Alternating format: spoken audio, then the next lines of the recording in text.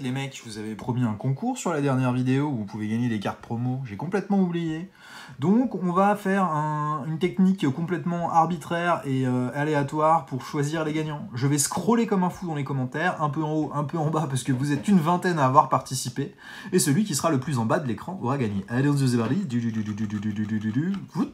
Le gagnant est WMRV PHV au top HP. Dommage que ce TCG ne soit pas plus répandu. Mais d'un côté, heureusement que cela reste niche, sinon on aurait une flambée des prix à la Pokémon. Et ben écoute, VMRV PHV, je sais pas d'où vient ce nom, tu as gagné 3 cartes scellées, Harry Potter. Et bonjour à tous, je suis Cyramor. Oui, je sais, ça fait longtemps parce que j'ouvre moins. J'ouvre beaucoup moins parce que ça coûte trop de ronds et je préfère orienter ma collection un peu différemment en ce moment. Donc là, on se retrouve pour faire un envoi chez PSA en passant par un intermédiaire qui s'appelle GCC, c'est l'entreprise de French Charizard. Et j'ai eu envie d'essayer PSA sur un petit échantillon de cartes. Je vois pas l'intérêt de prendre un membership à 100 $ et de faire l'envoi de mon côté, compte tenu du peu de cartes que je vais envoyer. On va envoyer du Harry Potter et du Pokémon. On envoie 17 cartes, hein, c'est pas la folie, mais ça me permettra de faire un test sur PSA pour voir un petit peu ce que ça donne. Donc je vais vous présenter les 17 cartes qu'on va envoyer. Et on démarre avec ce Mentali de Neo Discovery. Ce ne sont que des cartes neuves, sorties de booster qu'on envoie. On est sur des états absolument nickel, en tout cas à l'œil nu. Donc clairement là ce qu'on envoie c'est pour viser le PSA 10. Il pourra y avoir un petit peu de neuf dans le lot évidemment, hein, mais je vous sors un petit peu le truc du top loader pour vous montrer. Il n'y a pas de rayure, il n'y a rien, c'est sorti de booster par Bibi. La carte est en anglais, elle n'a pas une valeur absolument folle, mais c'est une très jolie carte et comme je l'ai sortie de booster, j'ai envie de la grader. On a après ce petit Absol Prime. Même chose, hein, ça a été sorti de booster en vidéo, vous pouvez la retrouver sur YouTube. On avait ouvert quelques boosters de HGSS et ce beau Absol Prime était sorti, donc pourquoi pas aller mettre ça dans une case PSA. Là-dessus, le 10, ça va être tendu parce que ce sont des cartes qui s'abîment très facilement à cause des bords des cartes. Mais bon, on essaye, on verra bien. On a ensuite du plus récent. Marshadow et Macogneur en full art alternative de Soleil et Lune. Alors voilà, j'ai envie de me pencher un petit peu sur les alternatives de SL. Je les trouve vraiment très très jolies. Et celle-ci, je ne l'ai pas sortie de booster moi-même, mais la carte est dans un état vraiment vraiment fou. Il y a 0 point blanc, 0 défaut de cadrage, parce que là, on n'est plus chez PCA, hein, donc PSA le prend en compte. Alors, elle est légèrement décentrée sur la gauche, mais je pense pas que ce soit pénalisant. Donc, on a là du PSA 9 ou 10 selon moi, et on verra si ça se confirme à la réception, mais en tout cas, on essaye. Après, j'ai pris quelques petites altes récentes. Alors, j'ai pas pris les moins chères, mais j'ai pas pris non plus des cartes de fou.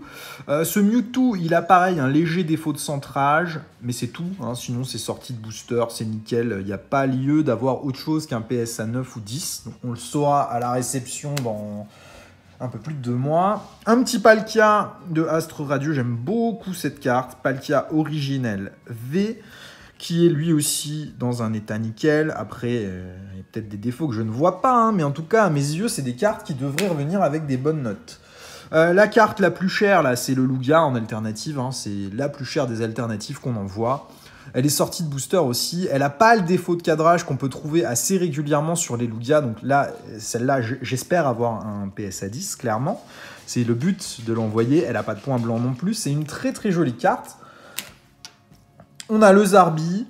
Moins de valeur, mais bon, quitte à faire un envoi pour essayer. Un petit défaut de cadrage aussi. Mais je ne sais pas si le défaut est suffisant pour lui valoir un point de moins ou pas.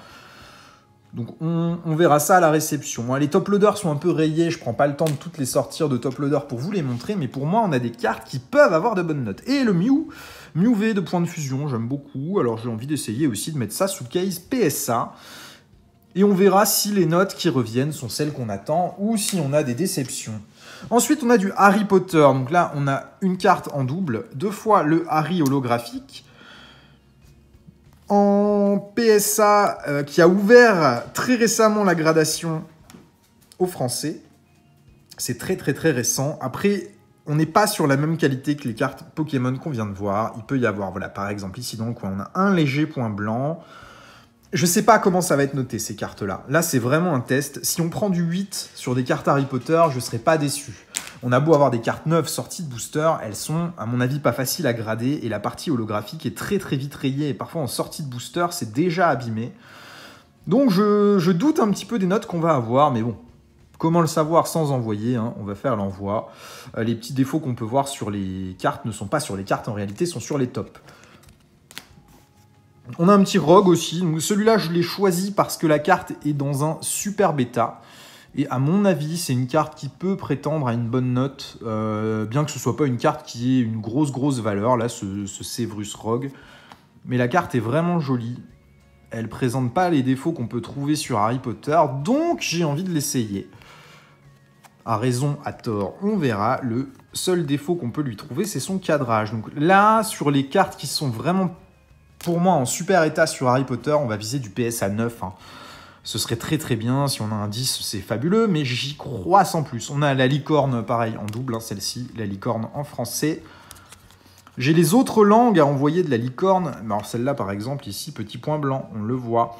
C'est pas des états qui sont mauvais, c'est du sorti de booster, ça a été directement mis sous sleeve, mais ça sort de booster comme ça, le Harry Potter. Il peut y avoir des petits points blancs, des petits trucs. Donc voilà quoi, on va bien voir. On a ce Harry l'attrapeur, alors ça c'est magnifique, hein, sur Coupe de Quidditch en français. C'est une carte qui est rarissime. Bon, il en existe, hein, c'est pas la seule au monde, calmons-nous. Il en existe beaucoup des Harry l'attrapeur, mais c'est difficile à trouver en français, c'est difficile à trouver en neuf, et celle-là est sortie de booster. On l'avait sortie lors d'un live Beats, quand ça portait encore le nom de Beats. Et derrière, on a deux petites foils qu'on a sorties très récemment de booster sur la vidéo d'ouverture Harry Potter Coupe de Quidditch. Donc c'est la dernière vidéo Harry Potter qu'on a sortie. Et voilà, j'ai envie de tenter les deux là en PSA, pareil, parce que c'est des cartes qui sont vraiment pas communes en état sortie de booster, et je préfère les avoir en boîtier qu'en classeur, compte tenu de l'état, comme je les ai sortis moi-même de booster. Et voilà qui clôture cet envoi. 17 cartes, pas grand-chose en quantité de cartes, mais des belles cartes quand même.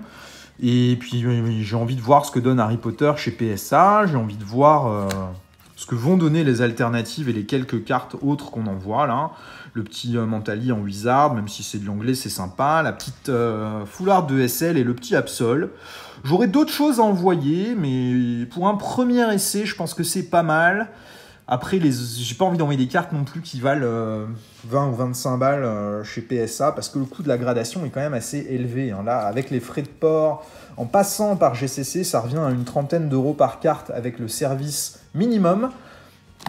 Et le délai le plus long, qui est estimé à 60 jours. Je trouve que c'est correct pour envoyer chez PSA, compte tenu du fait qu'il peut y avoir des frais de douane, et que là, les frais d'envoi et de retour de chez PSA sont inclus. Je trouve ça correct en tarif. À voir en fonction de ce que ça donne, si on continue l'expérience ou si c'est juste une fois où on fait un petit envoi PSA, mais j'ai envie d'essayer. Donc voilà, 17 cartes. Il y en a pour un petit peu plus de 530 €, je crois, là, d'envoi.